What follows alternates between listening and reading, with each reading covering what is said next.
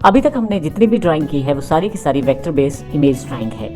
हालांकि हमने अभी तक इसको डिस्कस नहीं किया, लेकिन इस सेशन में हम बिटमैप इमेज और वेक्टर इमेज के डिफरेंस को डिस्कस करेंगे, ताकि हम आने वाले सेशंस में इन दोनों का ध्यान रखते हुए अपनी ड्राइंग्स को या डिजाइंस को क्रिएट कर पाएं।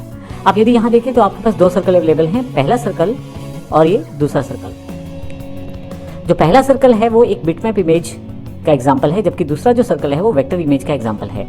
हालांकि आप देखेंगे कि दोनों में अभी आपको कोई खास फर्क नजर नहीं आ रहा, लेकिन जैसे ही मैं यहाँ जूम करता हूँ तो आप देखेंगे कि जो बिटमैप इमेज है वो पिक्सल से बनी होने के कारण यहाँ पे उसके जो एजेस हैं वो रफ हैं, जबकि यदि हम यहाँ नीचे की तरफ देखें जो हमारी वेक्टर बेस इमेज है वो बिल्कुल स्मूथ इमेज है। हालांकि इसके अलावा भी बिटमैप इमेज और वेक्टर इमेज में काफ़ी सारे डिफरेंसेस हैं, तो आइए सबसे पहले इनसे काम करने से पहले हम इन सभी डिफरेंसेस की जानकारी इस सेशन में ले लेते हैं। यहाँ हमारे पास एक बिटमैप इमेज है और एक वेक्टर इमेज है। आइए इन दोनों के बीच के डिफरेंस को हम समझते हैं। सबसे पहले बात करते हैं बिटमैप इमेज और वेक्टर इमेज के फर्क की।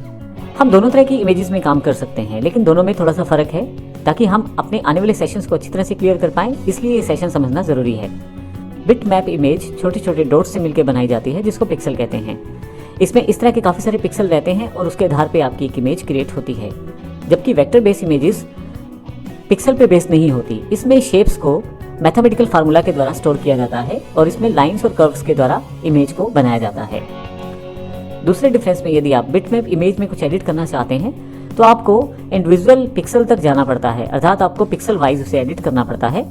परंतु यदि हम बात करें वेक्टर इमेजेस की तो इसमें एडिट करना आसान रहता है, क्योंकि हमें केवल उन लाइंस और कर्व्स को ही मैनिपुलेट करना है जिसके द्वारा हमारी वेक्टर इमेज बनी हुई है। बिटमैप इमेजेस साइज में बड़ी होती हैं, क्योंकि इनको हर एक पिक्सल की इंफॉर्मेशन स्टोर करनी होती है, जबकि वेक्टर इमेज जो होती है वो साइज में छोटी होती है, क्योंकि इसमें केवल फॉर्मुलेशन को ही स्टोर करना है जिससे हमारी शेप बनकर तैयार हुई है। बिटमैप इमेज ज़्यादा सपोर्टेड है वेब पे। यदि आप अपने नॉर्मल वेब पेजेस में इमेजेस को देखें तो उनके default formats PNG, JPG, JPEG या GIF मिलेंगे, और ये सभी फॉर्मेट्स जो हैं बिटमैप फॉर्मेट को ही फॉलो करते हैं, अर्थात ये पिक्सल बेस्ड इमेजेस रहती हैं।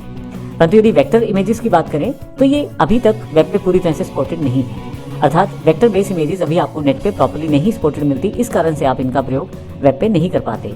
ये मुख्य 5 डिफरेंसेस हैं जिनकी वजह से हम वेक्टर बेस्ड इमेजेस और बिटमैप इमेजेस के अंतर को जानते हैं। आप कहाँ उस इमेज का प्रयोग कर रहे हैं ये निर्भर करता है, उसके आधार पे आप अपनी इमेज क्रिएट कर सकते हैं। यदि आप नेट बेस्ड वर्किंग करते हैं तो आप बिटमैप इमेजेस को क्रिएट कर सकते हैं, परंतु यदि आप ड्राफ्टिंग और डिजाइन का कार्य करते हैं तो वेक्टर बेस्ड इमेजेस को आप प्रयोग कर सकते हैं। इसके अतिरिक्त भी आवश्यकता के अनुसार आप बिटमैप इमेज और वेक्टर बेस्ड इमेजेस को प्रयोग कर सकते हैं। तो इस तरह से हमने इस सेशन में देखा कि दोनों के बीच में क्या डिफरेंस है, और आने वाले सेशंस में हम देखेंगे कि इनके आधार पर हम किस प्रकार की प्रॉपर्टीज का प्रयोग कर पाएंगे। धन्यवाद।